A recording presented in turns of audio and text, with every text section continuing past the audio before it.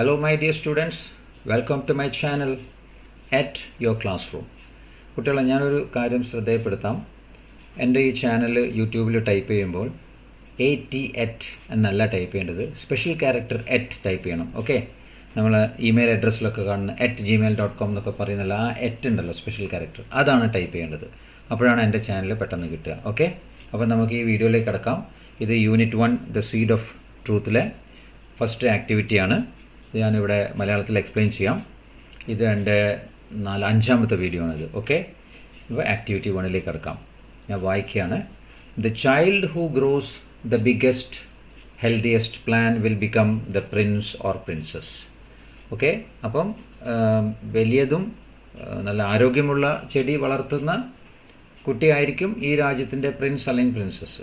The king ordered his men to prepare a notice for this announcement. ഈ ഒരു announcement ചെയ്യാനായിട്ട് king എന്ത് ചെയ്ത് ഒരു നോട്ടീസ് പ്രിപ്പയർ ചെയ്യാൻ പറഞ്ഞു.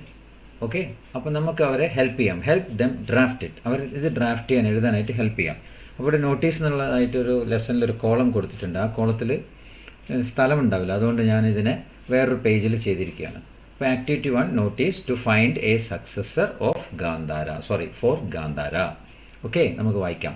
ഡിയർ പീപ്പിൾ ഓഫ് ഗാന്ധാര, പ്രിയ ഗാന്ധാരയിലെ ജനമേ, his highness king Vidyadhara has decided to find a successor for his kingdom. അങ്ങനെ രാജാവ് ഈ രാജ്യത്തിന് വേണ്ടിയിട്ട് ഒരു സക്സസർ, ഒരു പിൻഗാമിയെ കണ്ടെത്താനായിട്ട് തീരുമാനിച്ചിരിക്കുന്നു. For that king has decided to conduct a test by distributing some seeds to all the children in the country.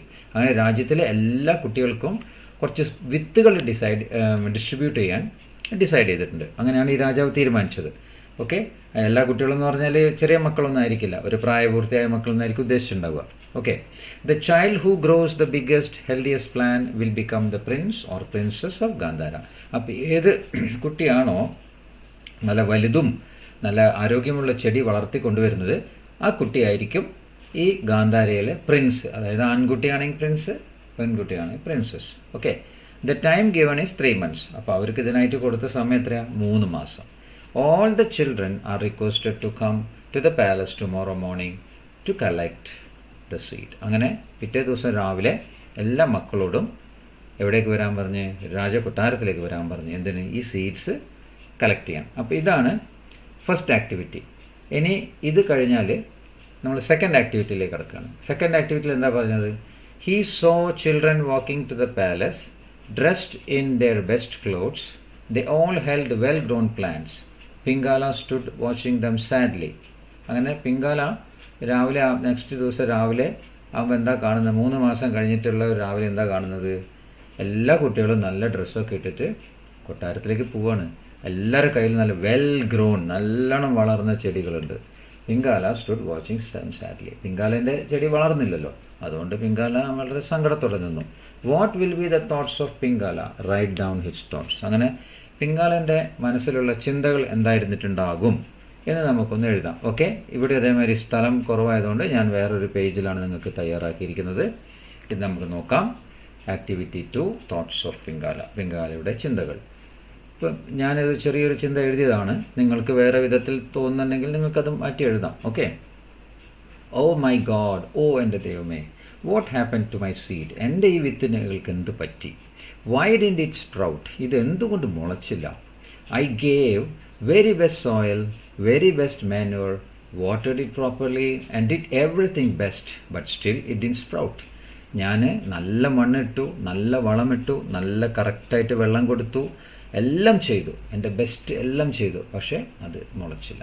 How was it possible for other children? ഇതൊക്കെ എങ്ങനെയാണ് മറ്റു കുട്ടികൾക്ക് സാധിച്ചത്? How did they do it? അവരെങ്ങനെ അത് ചെയ്തിട്ടുണ്ടാവും? ഇങ്ങനെയൊക്കെ ആയി ചിന്തകളായി വന്നു. പിന്നെ but now what will I do? പക്ഷേ ഇപ്പോൾ ഞാൻ എന്ത് ചെയ്യും? How will I go to the palace with an empty pot and face the king? അങ്ങനെ ഒരു എംപ്റ്റി പോട്ടുമായിട്ട് ഇപ്പം ഞാൻ രാജകൊട്ടാരത്തിൽ പോയിട്ട് കിങ്ങിനെ എങ്ങനെ ഞാൻ അഭിമുഖീകരിക്കും, ഫേസ് ചെയ്യും? If I tell what I have done will the king believe me? ശരിക്കും നടന്നത് എന്താണെന്ന് ഞാൻ പറഞ്ഞാൽ, ഞാൻ ചെയ്ത കാര്യങ്ങളൊക്കെ ഞാൻ പറഞ്ഞാൽ രാജാവിനെ വിശ്വസിക്കുമോ? അങ്ങനെ ഇങ്ങനെ കുറേ കാര്യങ്ങൾ മനസ്സിൽ അലട്ടിക്കൊണ്ടിരുന്നവന് ചിന്തകൾ ഇതൊക്കെയായിരുന്നു. I M confused. ഓക്കെ, ഞാൻ വളരെ കൺഫ്യൂസ്ഡ് ആണ്. All my dreams are in vain. All my dreams are in vain. അതായത് എൻ്റെ എല്ലാ സ്വപ്നങ്ങളും പാഴായിപ്പോയി, വെറുതെ ആയിപ്പോയി. I don't know what to do, എനിക്ക് എന്ത് ചെയ്യണമെന്ന് അറിയുന്നില്ല. അപ്പോൾ ഇവിടെ ഈ ആക്ടിവിറ്റി 2 തോട്ട്സ് ഓഫ് പിങ്കാല അവസാനിക്കുന്നു. ഇത് നല്ല ക്ലിയർ ആയിട്ട് മനസ്സിലാവുമെന്ന് വിചാരിച്ചിട്ട് ഞാൻ ഓക്കെ, നിങ്ങൾക്കെല്ലാം മനസ്സിലായിട്ടുണ്ടാവുമെന്ന് ഞാൻ വിചാരിക്കുന്നു.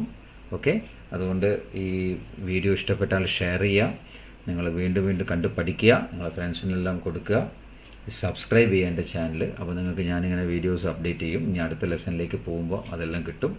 Okay, so see you in the next video. By.